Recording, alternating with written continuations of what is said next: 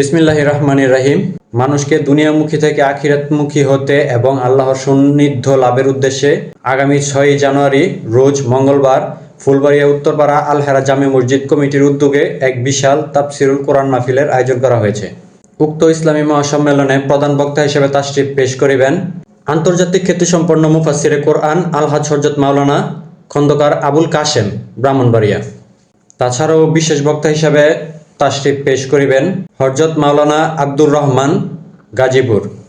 আরও ওয়াজ পেশ করিবেন আলহাজ হযরত মাওলানা মাশির রহমান মামুন সাহেব, সহকারী অধ্যাপক ইসাক আলী ফাজিল ডিগ্রি মাদ্রাসা। আরও তাশরিফ পেশ করিবেন হযরত মাওলানা আবু হানিফ নোমান, খতিব, ফুলবাড়িয়া কেন্দ্রীয় জামে মসজিদ। তাছাড়াও বাদ মাগরিব গুরুত্বপূর্ণ আলোচনা পেশ করবেন আমাদের শিহাবুদ্দিন দাদা, প্রধান উপদেষ্টা অত্র মসজিদ। সবাই আগামী 6 তারিখ চলে আসবেন বাদ মাগরিব। সকলের দিনে দাওয়াত রইল। আর হ্যাঁ, অবশ্যই তাবারকের সুব্যবস্থা থাকবে ইনশাআল্লাহ। সবাই ভালো থাকবেন, সুস্থ থাকবেন। আল্লাহ হাফেজ।